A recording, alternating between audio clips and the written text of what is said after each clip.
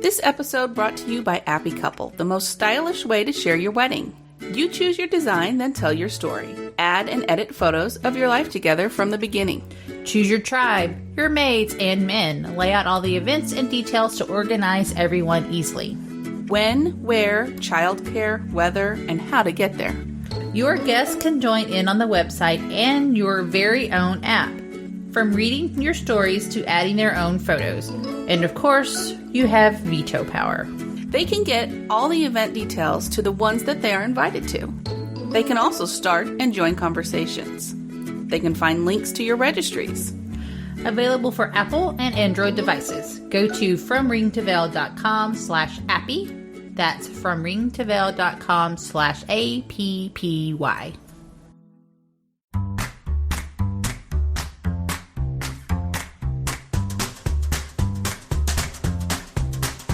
I'm Shannon. And I'm Kim. And you are listening to From Ring to Veil, a wedding planning podcast, where we share tips and information to help you plan the wedding of your dreams. Without all the stress.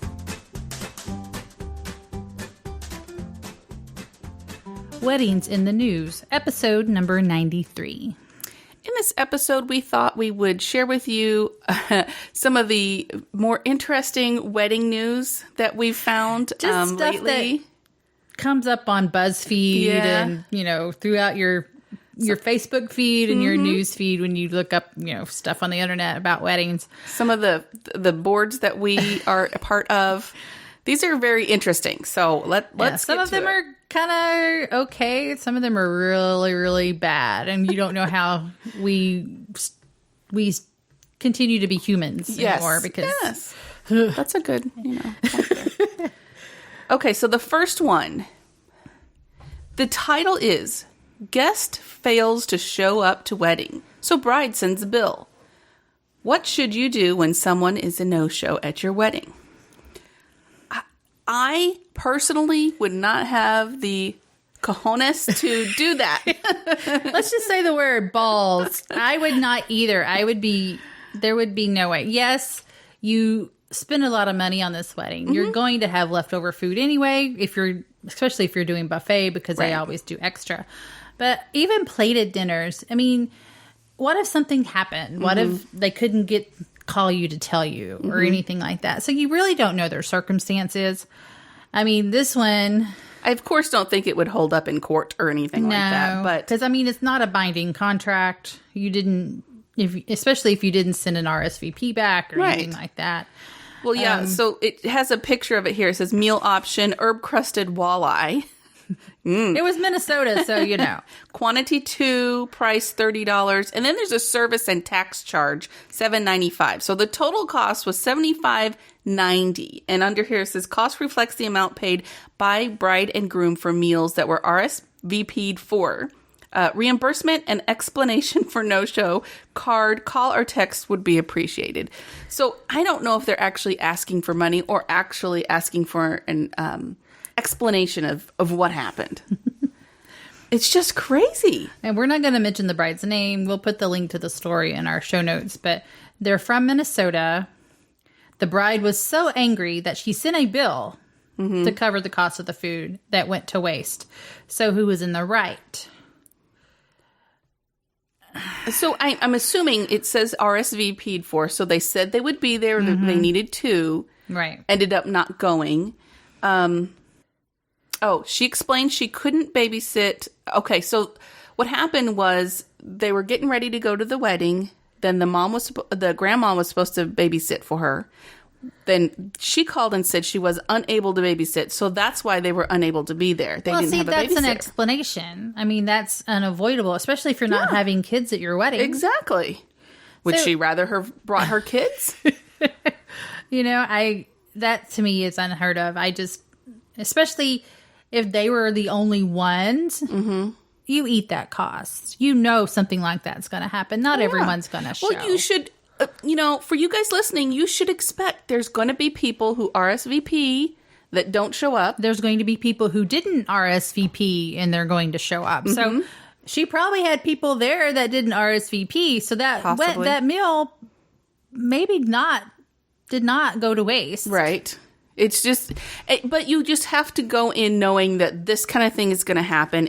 It's not a perfect situation where everybody's going to show up and it's going to go exactly like you planned and it's going to be the perfect situation. Just know that. Just know that when you go in.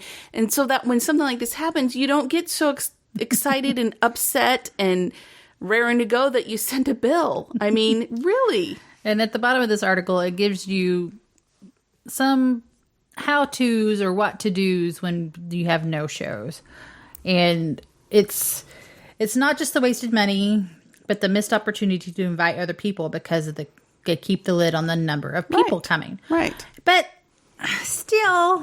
Yeah, it happens. Really, you just got to roll with the punches. Whatever happens, happens. And take it and have fun with it. Make it into a good instead of a bad. I mean, really. And it says the proper etiquette is always to say no if there's any doubt as whether you can make a wedding. There are a couple exceptions to the rule, such as if you're heavily pregnant or in the military, but babysitters, affordability, and logistics are not exceptions. To me, if your babysitter pulls out and you have no other option, that's a perfectly legitimate explanation for me. Right. Especially if you're not having kids at your wedding. There's no way to avoid that. Right. You can't bring your kids. What else are you going to do? You have no babysitters. And, sometimes people who do not have kids don't understand how difficult it can be for the people who do have kids to find babysitters, especially at last minute. Mm-hmm. You don't have people waiting around just to call and say, hey, I need you to babysit. You know what I mean? It's just, it's not easy. It really isn't easy, especially if you have small ones. Mm-hmm. Would you wear jeans to your own wedding? Why not? Well, you know me. I live in jeans. I live in yoga pants. I was putting my laundry up yesterday and I was like, there's no jeans here. It was all yoga pants. Well, and she is a stylist. Well, hey, I mean, this picture of her in whatever this is cute. Yeah, it's kind of bohemian. It is very bohemian. And he's not really dressed up either. It looks like he has maybe a suit on. Yeah, it looks like he has a jacket on. She's got jeans. She's got a boho looking shirt with lots of lace, but it's a really long in front. Yeah. Well, maybe it is in back too. Yeah, but who knows? I just thought this was really interesting because we've been doing the glossary about all these terms about wedding dresses and nowhere in there did they say anything about denim. Well, it's not really your top choice for wedding attire for one thing. Even if you're having a casual wedding, you'll more than likely wear a dress.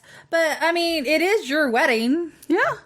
Like we tell a lot of our brides that say, my mother's making a big fuss about my dress. Mm-hmm. It's your wedding. Yes, your wedding, your dress. Yeah. And even if they're the ones paying for it, it's still your choice. Wedding. I mean, you don't want to feel uncomfortable or like you're not your best beautiful self at that wedding if it's not a dress that you chose. So if she felt comfortable in this outfit, hey, more power to her. I just thought that was really fun. I had never seen that before. A bride wearing denim. It's jeans. Yes, it's jeans. She's got them rolled up on the bottom. Yeah. These shoes are super cute, though. So if you go through the pictures, we'll put a link to it. This is from Vogue.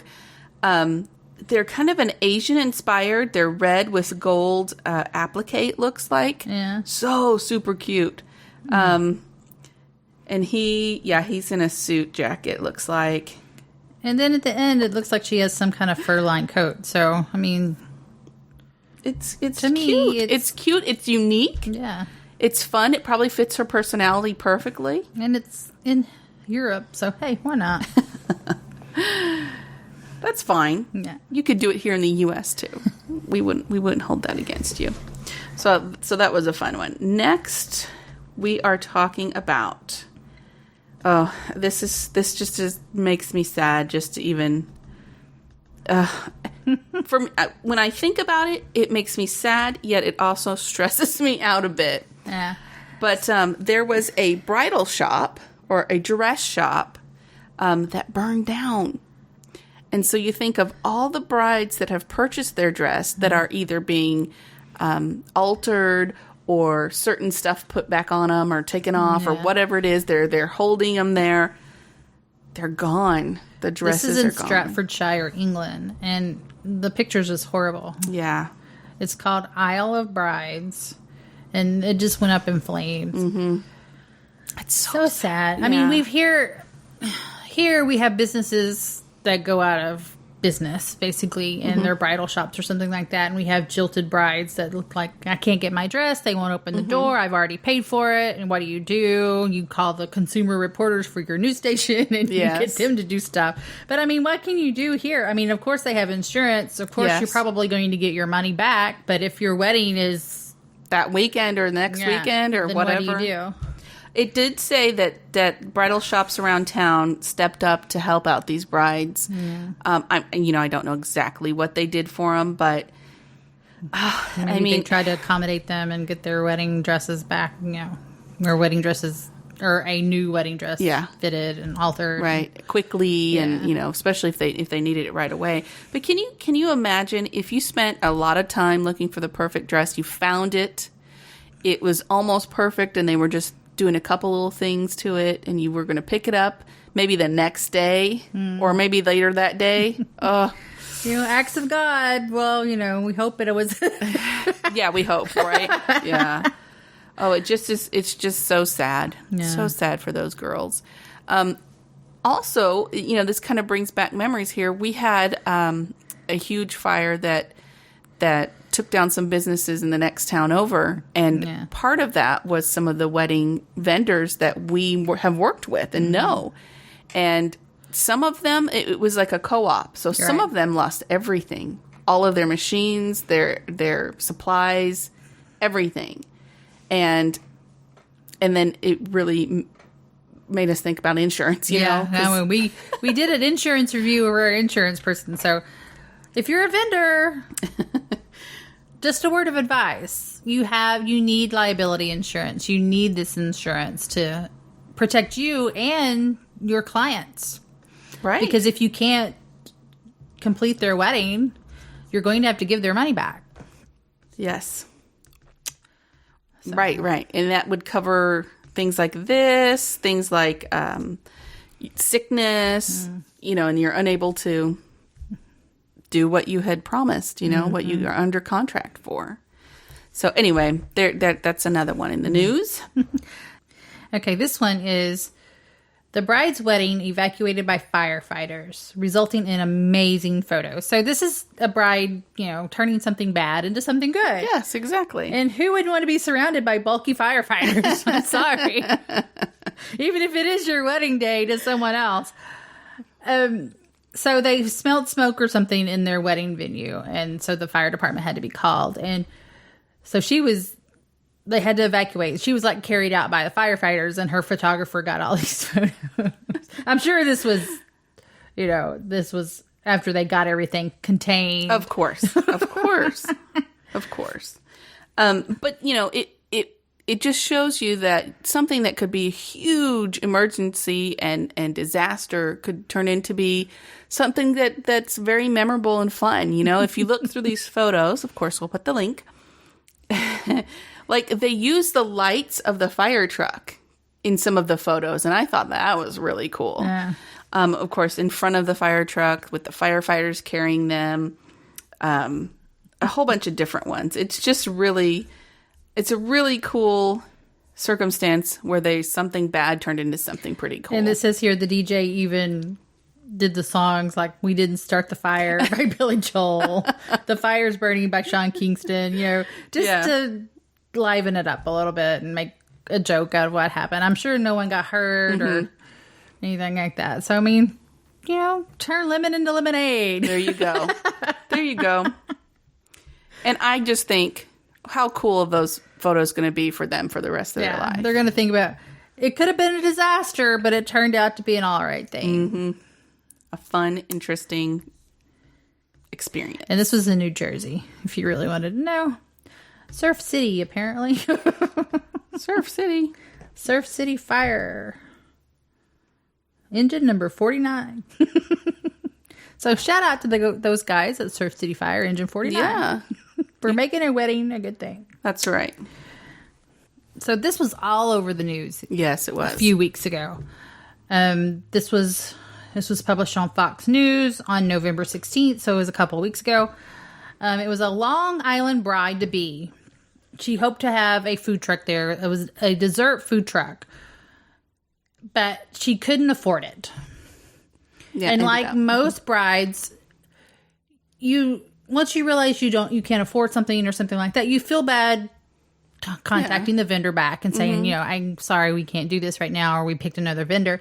And so you just leave it alone, which I won't lie to you. It's not our favorite thing because we have to contact you. Right. To ask you. Of course, you're going to have to tell us anyway, or I'll just keep emailing you, and finally I'll say, yes, forget it. We're done. Well, and here's one of the problems is that you ask for specific dates, and sometimes, like if you're a small boutique type place like we are, we can only do one or two. And so we don't want to open up that date and just take somebody from underneath you if you are going to go with us. So we feel the pain of the vendor. Right. But they could have handled this a little bit better. A whole lot better, actually. A whole lot better.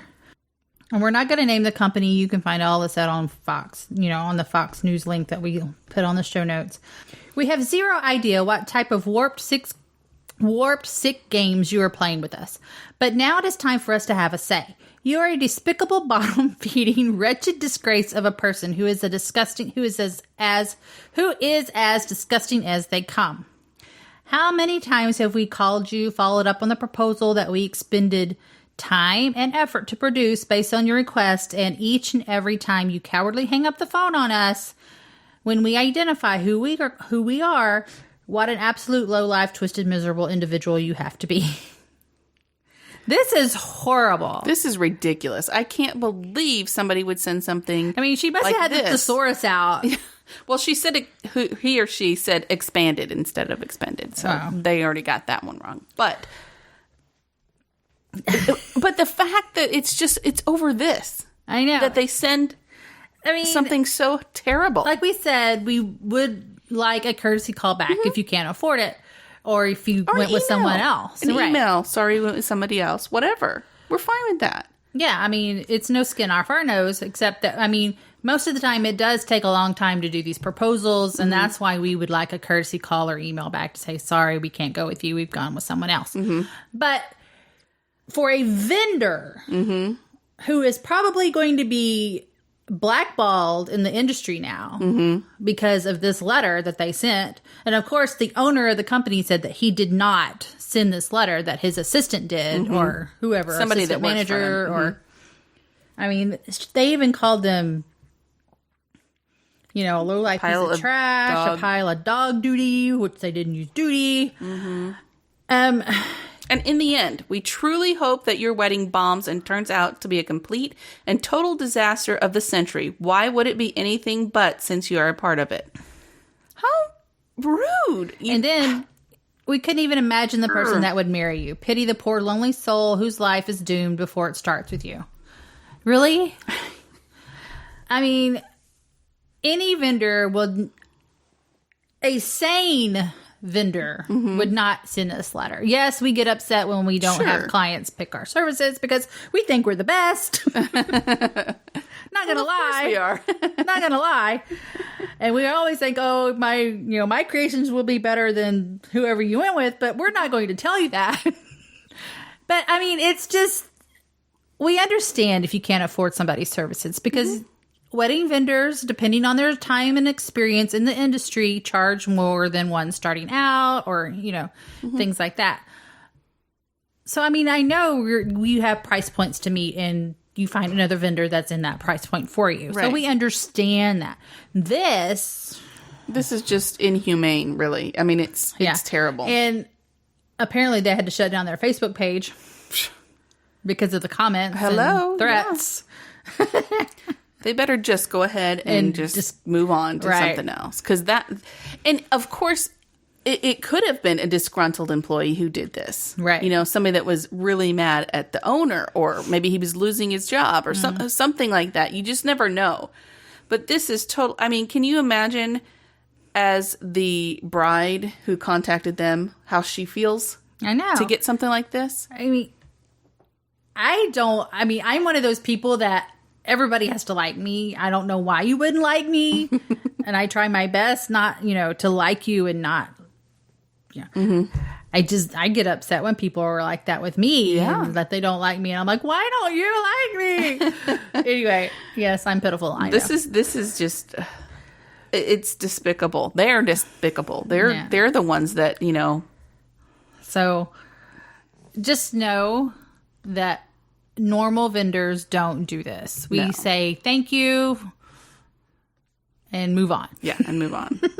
That's really true. We don't sit around and form nasty letters to send and all that. So, gosh, that just blows my mind. Even if we even take the wedding vendor out of it, and that there was a wedding, even just a client and a potential, what's the word? Somebody that you're going to hire, whatever. Right. That's a terrible business way to go. It's terrible for your business. That's what? Ugh. Terrible. So this next one is another one of those WTF moments. Yeah. I'm just going to say that right now. So this was in Rhode Island. This is a wedding venue, or it's a 32-acre farm in Exeter, Rhode Island. And the wedding couple were having their fairy tale wedding here. Mm-hmm. It was at a farm. On the day of their wedding, they smelled this god-awful odor. Mm-hmm. It happened to be the venue's neighboring farm put piles upon piles, bulldozed or dump trucked chicken manure. Oh my gosh. Which if you've ever driven. That's worse than cow. Yeah. Way worse. It's gross. So next to the venue, on the property line. Mm-hmm. And of course they sued him. Good. Or the property owner of the farm, not the venue. It says raw chicken waste. Yeah, raw chicken. That manure. Could be dead chickens, too. And you know what yucky chicken smells like. The venue owner filed a lawsuit against the farm owners, the chicken farm owners, or whatever they were, that dumped a pile of manure near his property on Friday, hours before the wedding was to be hosted. In the lawsuit, it alleged dumping raw chicken waste close to the wedding site caused people, including the wedding guests and vendors, to be overcome by the noxious odor and are physically becoming ill. Yeah. Mm-hmm. I mean, they had to, I'm assuming that they had to cut everything short. Yes, I mean, I was going to say move it to maybe there's not a different spot, maybe inside or something, but even still. And this is, the owner of the venue said, this is really a spite case for me because we've been having legal battles with this neighbor. It's been ongoing legal battles. And it says the bride has cancer. Yeah, she's been battling breast cancer. So they postponed this wedding for 2 whole years so she could undergo breast cancer treatment. Terrible. Why are people so mean? I don't want to harp on Black Friday because I know that there's good deals around there. But what is happening to humanity? We need to start another podcast. What is happening to humanity? That you have the right to do this to someone. Yeah. Well, you have the right to do what you want on your property, of course. But why would you do something so mean? I know there's mean-spirited people out there, but it's not the bride's fault that he has a problem with, right? The owners. That's he's ruining it for somebody else. Yeah. There's nothing to do with it. And it says here that at the time of this story, the owner of the chicken manure did not comment or anything when they showed up at their door to ask questions. So we don't know his side of the story, but it does say they have ongoing legal battles. And really and truly, that happens a lot with wedding venues, especially if they're in a residential area, because of the noise and things like that. A lot of cities many cities have noise ordinances that you have to be cut off by a certain time or things like that. And if you have neighbors around, I can remember one instance when I was in Austin, and they had this gorgeous wedding venue. It was this French chateau style house, and they didn't use it for a house, and they turned it into a wedding venue. Yeah. And it was at the back of their property, but the front of their property, they sold all the acreage because it was a large property. It was a large acreage. And but they sold the front of their property to a developer to develop houses and 1 to 5 acre lots. Yeah. But they still own the back, say back 40. Yeah.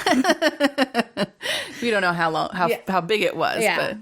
And so they made it a wedding venue. But you have to drive through this neighborhood to get there. Yeah. Well, their neighbors didn't like it.